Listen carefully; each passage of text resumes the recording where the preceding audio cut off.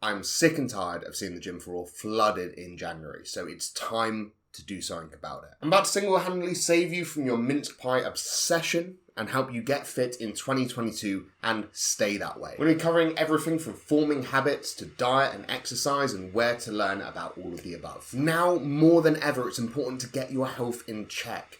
We all know about the global viral sensation that swept the planet in 2020, and unfortunately, that does seem to have a propensity to go after the fatties. So it's time that we look at ourselves, we understand what we need to change, and we work towards changing it in 2022. I've been there, and I'm here to help. So where do you start? So first of all, let's get into the process of forming habit. Diet and exercise will absolutely get you fit and towards your goals, but not over the course of a week. Success is much less about the complexity and difficulty of your approach and much more about consistency and discipline. It took me like a year to initially get in shape. At that time I was about 140 pounds, about 10 stone when I first cut down. And 6 years later, I'm still far from my goal, sitting at 220 pounds. The important thing is I stuck at it, and every single day I'm inching closer and closer. How do you form those new habits that last? Rule number one, it only takes 3 days. It only takes 3 days to make or break any single habit. I firmly believe that. It's something which I took on board at the very start of my fitness journey and that's seen me through all the way. My general rule, outside of life events, you're getting married, it's Christmas, you're traveling, whatever it might be, is not to go longer than 3 days without the gym, because being sedentary is one of the leading ways to become lazy. Your body doesn't want to do activity when it's not used to doing activity. If you push past that 3-day mark, I just find that energy levels crash, motivation crashes, and I tend to lose sight of the goals that I initially had. Equally though, if you have fallen off the bandwagon, it only takes 3 consistent days to get you back in that habit. Rule number 2 is to keep learning. One of the quickest ways to plateau is to let your knowledge plateau. The less that you know, the less you're able to do. And I'm not saying that if you keep learning, your rate of progression will stay absolutely the same as when you first start the gym. There is a period of time when you first start with accelerated progress because every stimulus is new stimulus. But it will help you break those plateaus as time goes on. When you do face those issues where progress starts to stall, the more and more that you know, the more tools at your disposal to break through that. And honestly, it becomes a non-issue. But a lot of people you see learn the basics, they don't learn anything more, and they wonder why they stop making progress doing the same workouts every month, 6 months, every year. Also, a lot of presumptions that you make or a lot of information you may consume at a basic entry level are nuanced. They are simplifying for people like yourself who are maybe newer to this process, who don't need to know the ins and outs and intricacies, but as time goes on, those kind of factors become more and more important. And as you learn more about fitness, you learn that those hard and fast rules that maybe you early on adopted aren't quite as hard and fast or black and white as they initially appeared to be. It's important to keep learning, keep adapting, and keep trying to improve in all aspects of life. Rule number 3 is to keep it simple. You'll hear about people when you follow certain creators, say the Muscle Mentors podcast, which is a brilliant podcast for bodybuilding and fitness. But they talk about issues like biomechanics and hip ball flexor joint things, which even I clearly do not understand. The truth of the matter is the 80% that you need to know to make 80% of your progress is simple.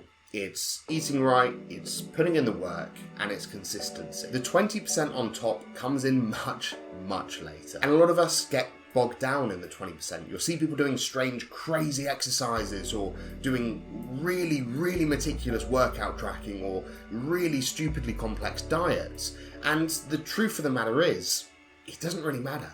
In fact, there was a study on diets which actually came to the conclusion that it doesn't matter what your diet is. The most important factor in losing weight over time and keeping it off, which is the focus of the diet, was sticking to the diet. Keep things simple, master the basics, and then you can begin to learn the more advanced techniques. To make habits that last, I like to change it up and really just think of them as rules, as non-negotiable. There are so many days in every single person's life. Do you think an Olympic athlete doesn't wake up in the morning and think, I can't be arsed today, do I have to do sprints for the 5th time this week? I'm gonna be, my legs are killing me. Of course they do. Every single person has those days. A lot of the time life can get in the way. Work can be stressful. or somebody can piss you off and it completely gets rid of your mood and you just want to sit and veg out. The truth is though, those sessions are always my best sessions in the gym. And I think it's because a lot of training, good training, is when you're emotionally charged, when you use it as an outlet. And the gym can be an amazing outlet for emotion. So when you've got that aggression, what's best to do? To sit on it, to let it dwell as you're sat at home just overthinking everything, or to go to the gym, funnel it through your exercise, and to come out of it with a fresh mind and clear head. You have to become accountable to yourself. Now, lots of people get personal trainers because they say, I can't be accountable to myself, I don't have any discipline. Discipline isn't genetic. None of this is genetic.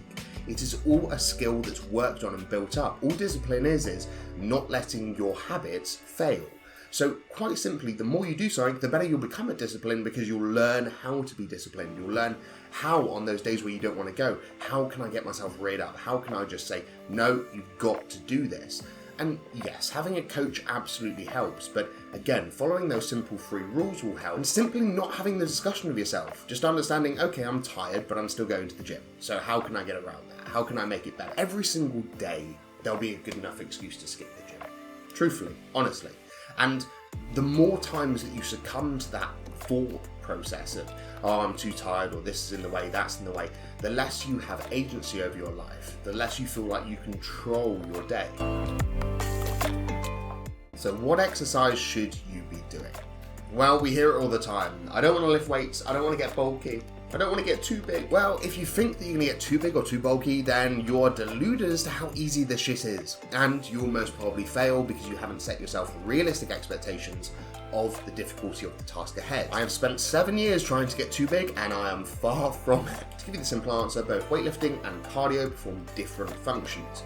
One of them builds new muscle tissue, one of them predominantly burns calories or energy. So if that's the case, and you're simply looking to lose weight, why would you bother weightlifting? Well, weightlifting is potentially the most efficient form of exercise in the world. More muscle mass means more energy requirements, which means you can keep your diet the same and lose body fat. Or alternatively, you can increase your calories and still lose or gain weight at the same rate. Most people, including me, who choose to diet down as their first approach, you will find as you do start to get leaner and leaner and smaller, that having basically no muscle mass on your physique means that you end up at a skinny fat sticking point.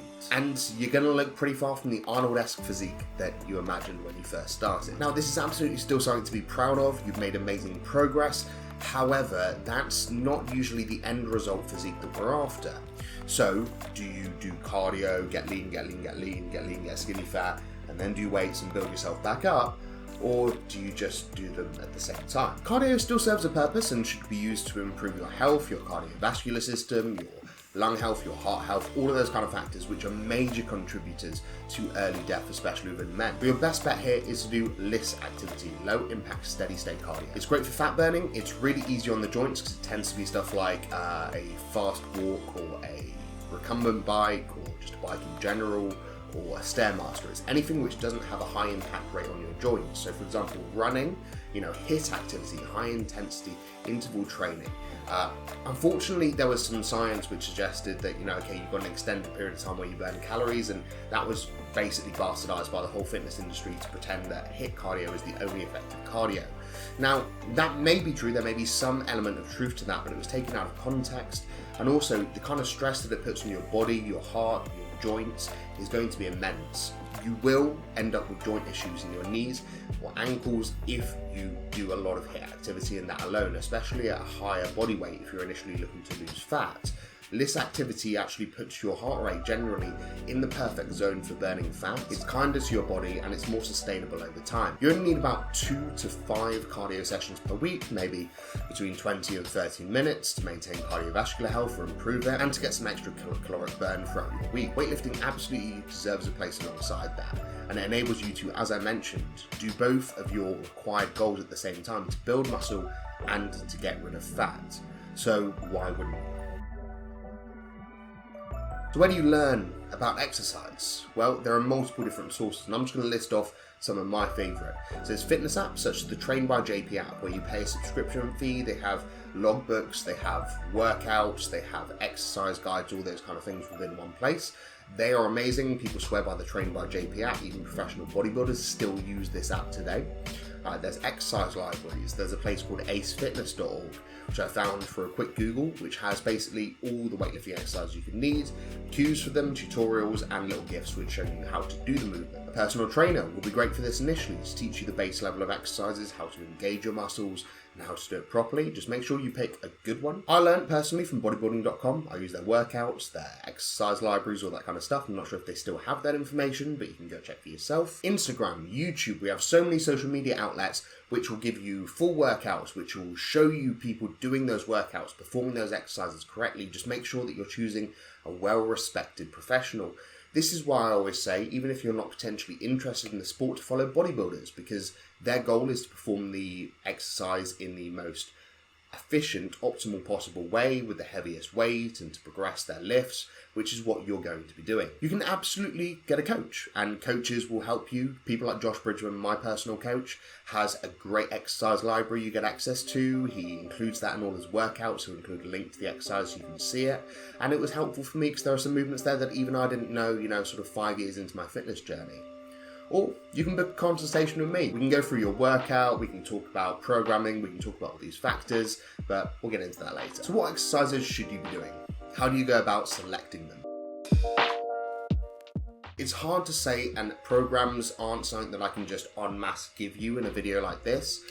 You can buy plans or you can figure it out for yourself, but I'll give you some general rules. The first one would be to try and incorporate compound lifts in most workouts, stuff like a bench press variation for chest, stuff like a barbell row variation for back, stuff like a squat or a deadlift for legs. They're really important because they provide the most bang for your buck in terms of muscle fibers recruited, the amount of body that you can work, and they're just generally amazing exercises to build the foundations of a physique. They are some of the most taxing exercises that you can do though, and they are the least specific. So you have to bear in mind that when you're trying to build a physique, for example, if that is your end goal, if you're just trying to diet down, you don't really care, that's fine. You can just sort of do a myriad of exercises. You can basically just do circuit training and you'll be fine. But if you do want to build a physique with a certain image in mind, like I did, then you're going to also want to include isolation movements, which are movements which focus specifically on one body part or one area of the body part in order to fulfill the gap that compound movements cannot fill.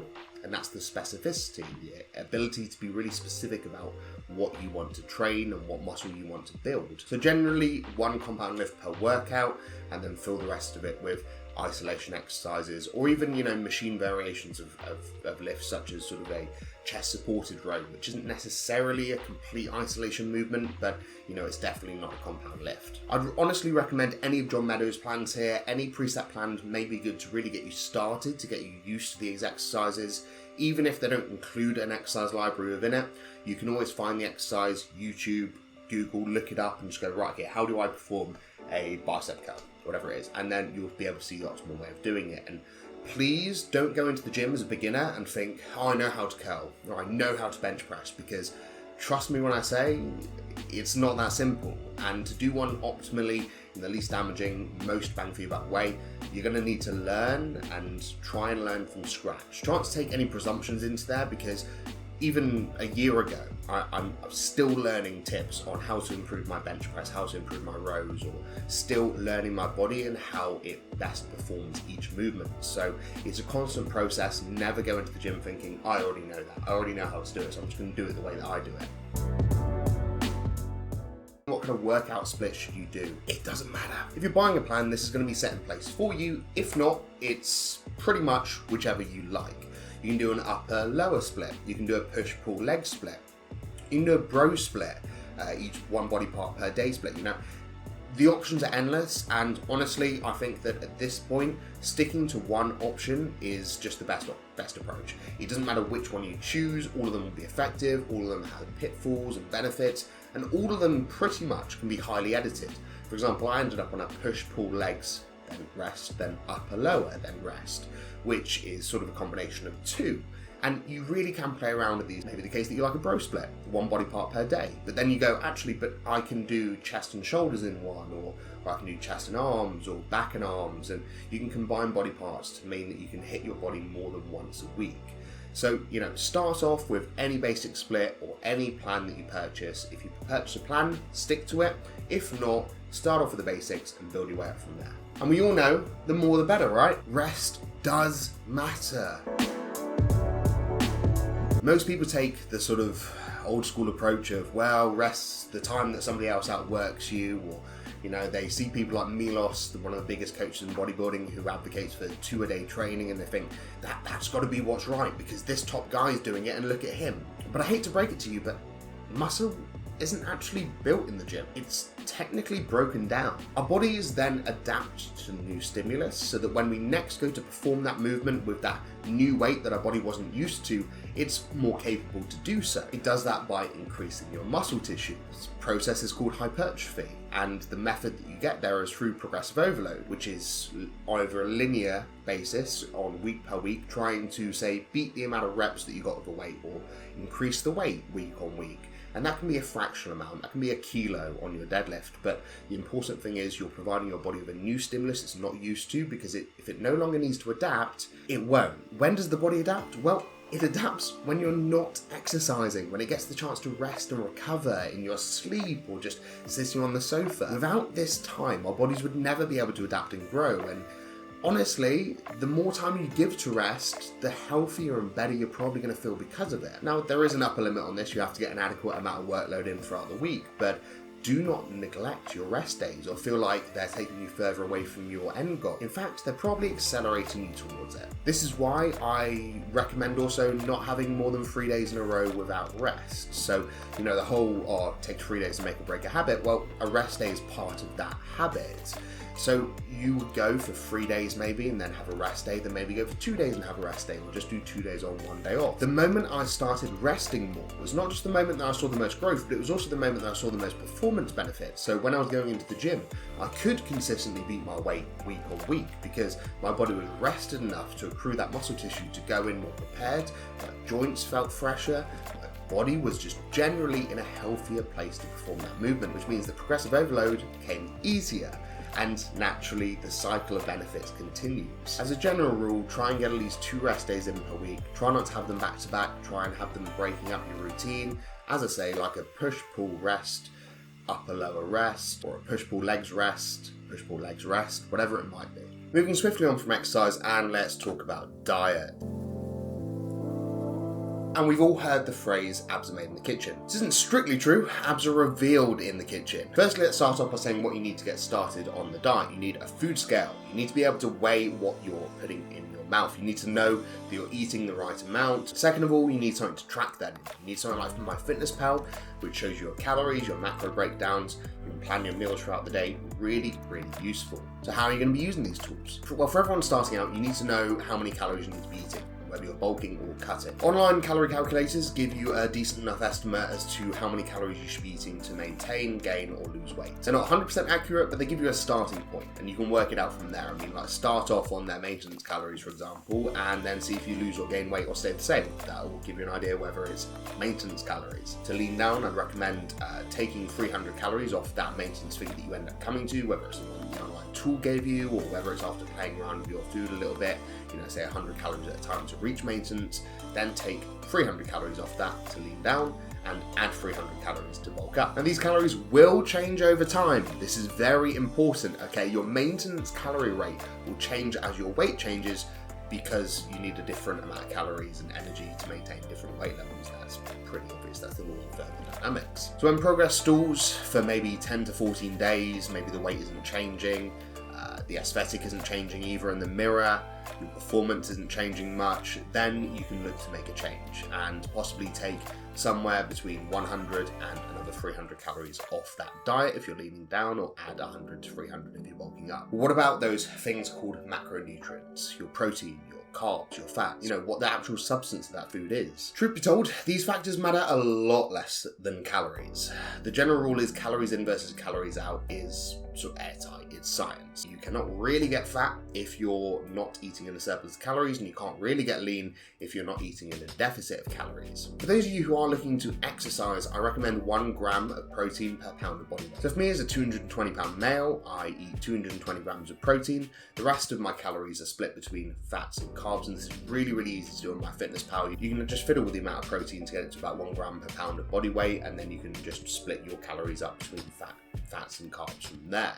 But generally speaking, I always lean towards carbs. They're much more efficient as an energy source. They're going to be better for you digestion-wise and better for you health-wise. So always try and lean further towards carbs, but fats are absolutely important. There is no one type of food or one food group or one type of macronutrient which is going to get you fat.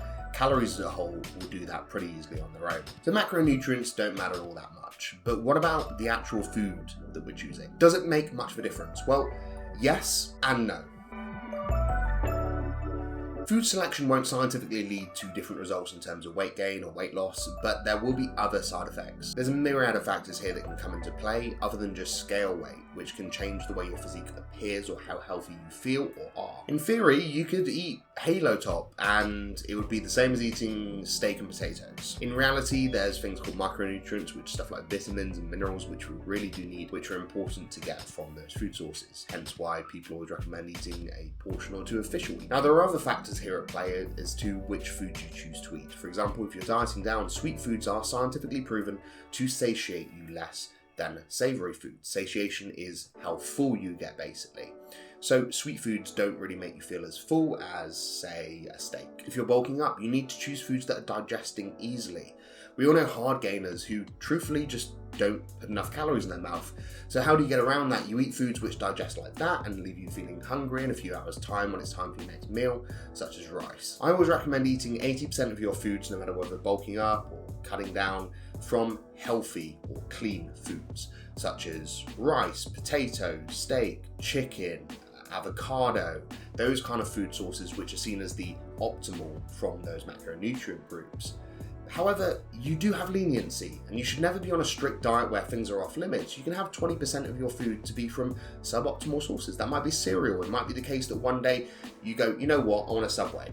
I want to replace a meal with a Subway. It fits my macronutrients, but it's not really clean. That's absolutely fine. Go ahead and do it. I'll sometimes be sat there an evening like, oh, I've got to get a meal in. I'll just have some cereal. When dieting down, though, I do always recommend the cleaner the better. I fell into the trap of adding sweeteners into everything. I desensitized my taste buds. I put myself really into a food obsessive point. Keeping it simple, although it can lead to more of a feeling of hunger, it just removes those mental variables which can mess with you while you're dieting down.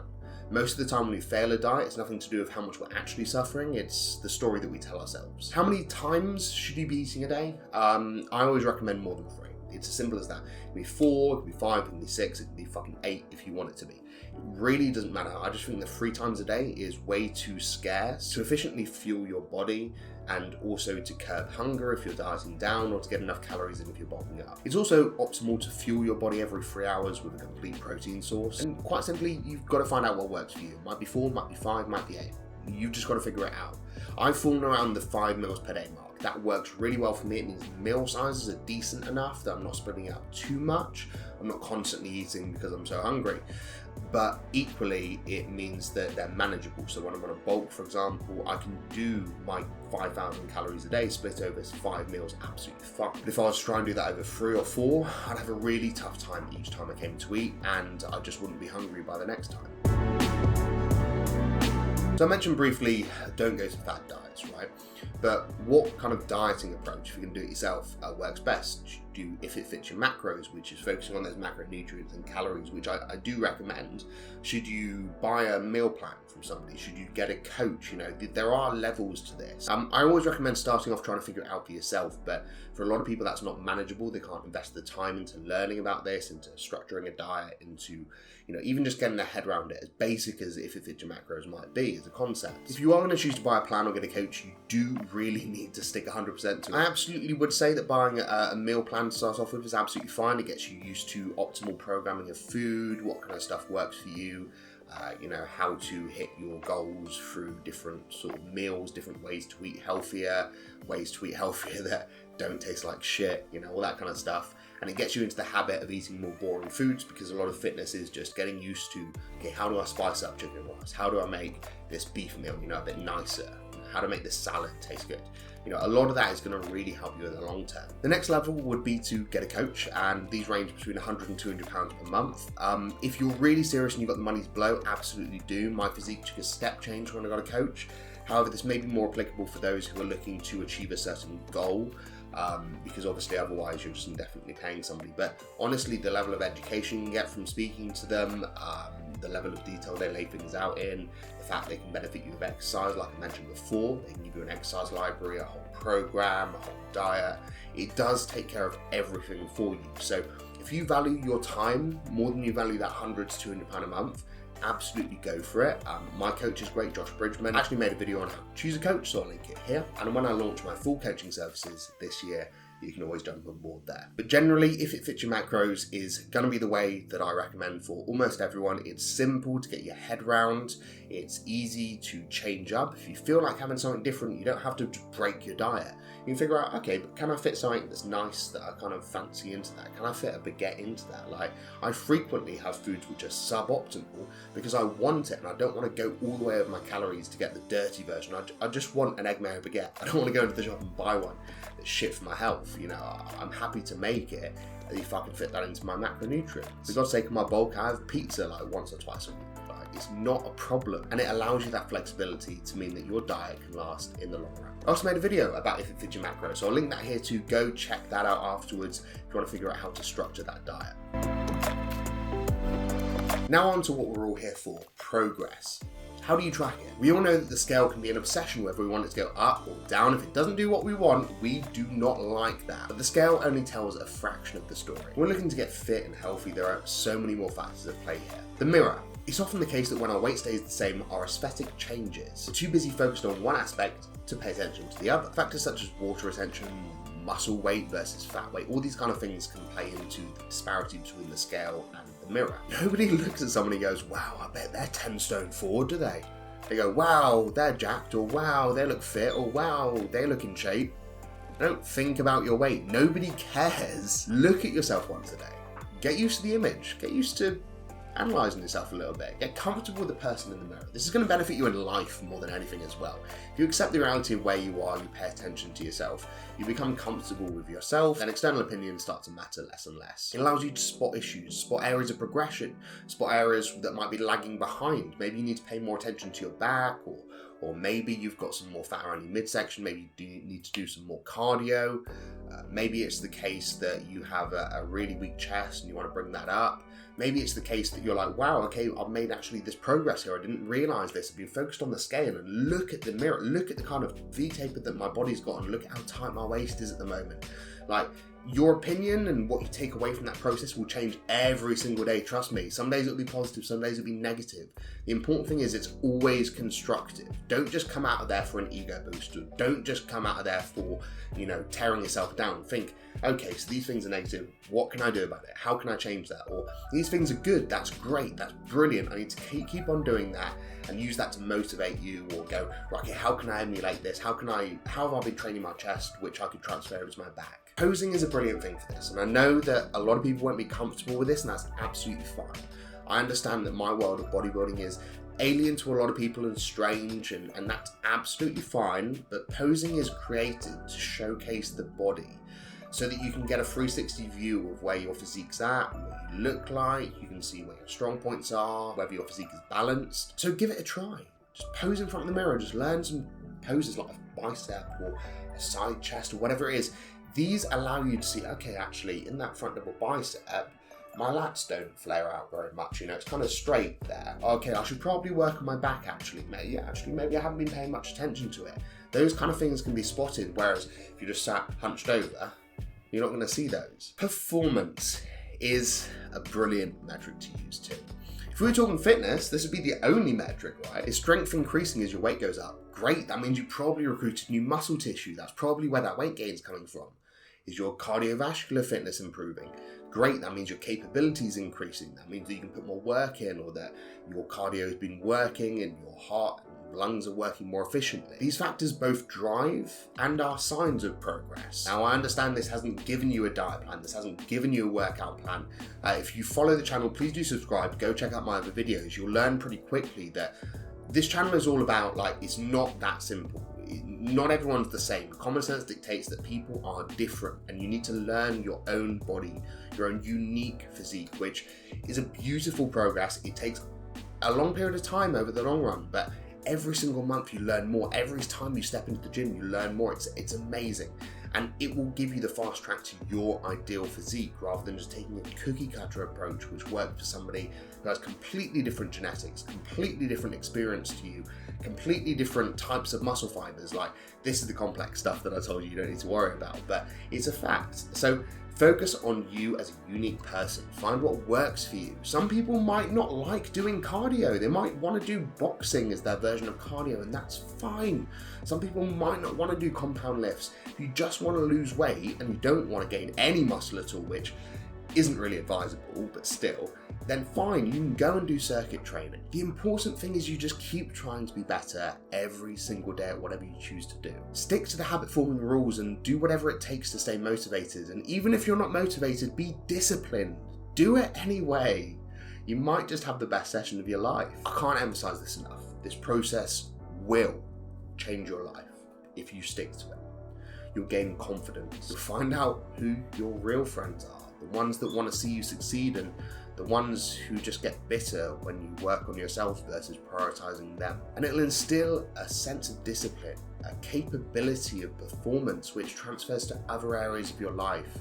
Trust me, it benefits you outside of the gym as much as in the gym. Now, getting started is the hard part, and if you want to talk through any of it, go to the link in the description below, book a consultation. We can talk through your approach, your plans for dieting, what you want to achieve, and the best way to get you there quicker. Go check out my other videos, which will help you hit those fitness goals in 2022. I'll see you in the next one.